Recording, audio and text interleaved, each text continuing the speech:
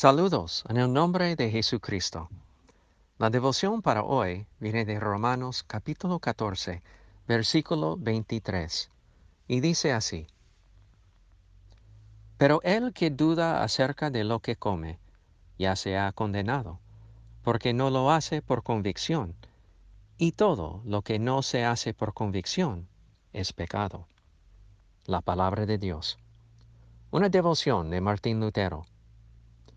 Después de venir a la fe, nadie debe pensar que el pecado puede ser tomado a la ligera. El pecado es verdaderamente pecado, sea que se cometa antes o después de conocer a Cristo.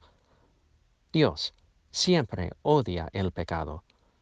Todo pecado es mortal, lleva a la muerte, en lo que se refiere el acto mismo. Pero no es un pecado mortal para el creyente. Cristo, el reconciliador, pagó por el pecado con su muerte. Para los incrédulos, no solo todos sus pecados son mortales, sino que aún sus buenas obras son pecado.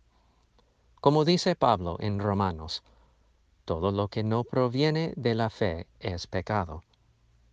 Los filósofos cometen un error fatal cuando clasifican los pecados de acuerdo con los actos mismos, en lugar de hacerlo según la persona que los comete.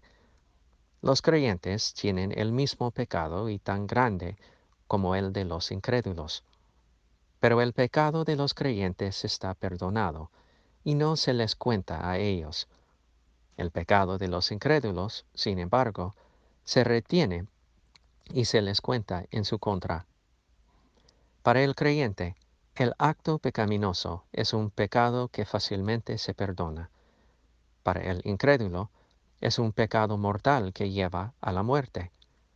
Esto no es así por la diferencia en el pecado mismo, como si el pecado del creyente fuera menor y el del incrédulo mayor. Es por la diferencia en la persona que lo comete. Por la fe, los creyentes ven que sus pecados son perdonados por los méritos de Cristo. Cristo se ofreció a sí mismo por sus pecados.